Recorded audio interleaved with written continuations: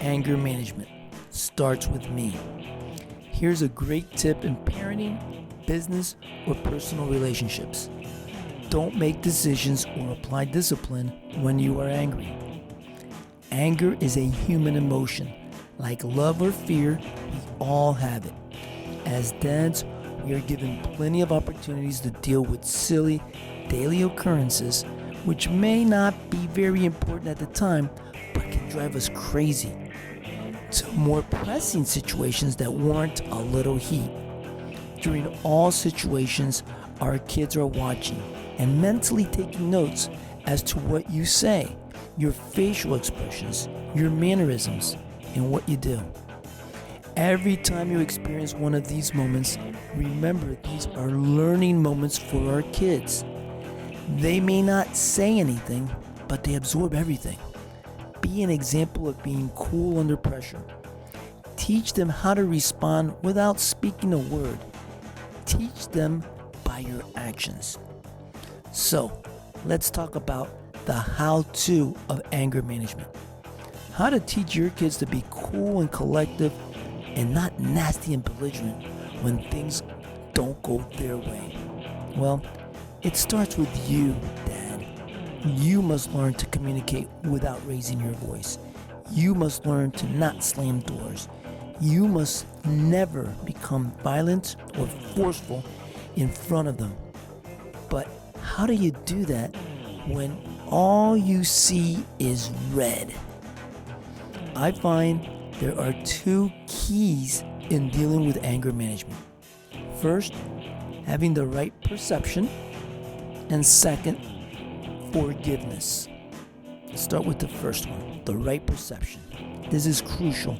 A simple recognition that whatever is taking place is not the end of the world, or more likely will not lead you to dying.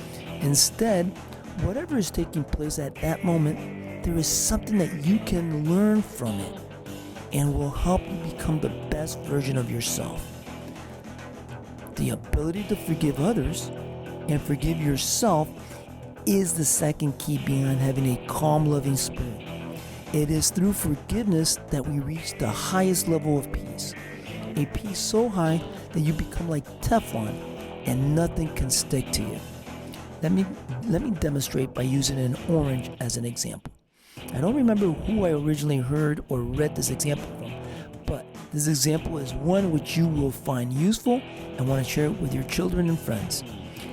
In your kitchen, take an orange and show it to your kids. Place it on a cutting board.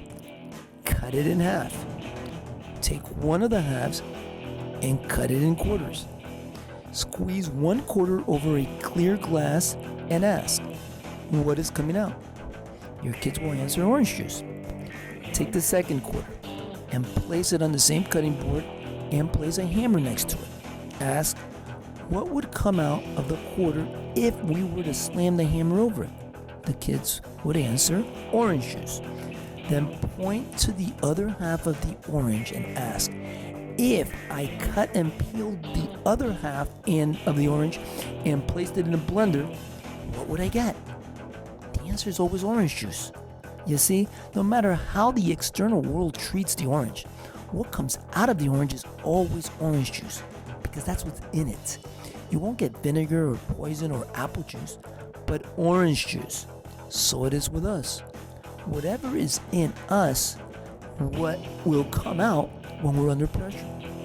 When the world or life is mean or unfair and cuts us like a knife, what comes out of you? When you are being financially or emotionally crushed, what comes out of you? When your family or friends or business associates betray or abandon you, what comes out of you? Is it love? Is it patience? Is it forgiveness? Saint Mother Teresa once said, without hurt, there can't be forgiveness. Without forgiveness, there can't be love. Very true. The alternative is anger, and anger's path is not a good one. Anger leads to hate. Hate leads to sin. Sin leads to death. Could it be that easy? Well, yes and no. Yes, forgiveness helps overcome anger, but we have to add an adverb: to forgive immediately. You have to teach your kids that when someone does them wrong, they have to forgive them immediately, even if the other person doesn't ask to be forgiven or apologizes. Otherwise, your kids will be holding on to resentment, grudges, and bad feelings that could surface later in life as unjustified streaks of anger or other types of disruptive behavior.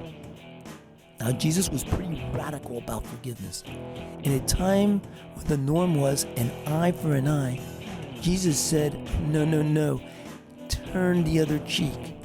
Yeah, right. Someone hits me in the face and I'm supposed to turn and offer that person my other cheek? That's right. You are to forgive that person and not retaliate. If someone takes your coat, offer them your cloak or your shirt. Oh, come on. Someone steals from me and I'm supposed to love and forgive that person and make myself vulnerable to them by offering them my cloak or shirt? Yep. And pray for your persecutors. Oh yeah, sure, I'll pray for them, alright? I will pray that they get what they deserve. Nope. We are to pray for their healing. Pray that they too have peace in their lives. Then Jesus nails us. Sorry for the pun. Jesus says, forgive us our debts as we forgive those who trespass against us. A concept we have to adhere to. Yeah, man, it's all about love and forgiveness. As dads, we set the example on how to forgive. And as you grow in your role as a father and as a man, you will find that most issues of the heart can be traced back to not forgiving. The answer to eliminating anger and hatred in our hearts is to forgive immediately.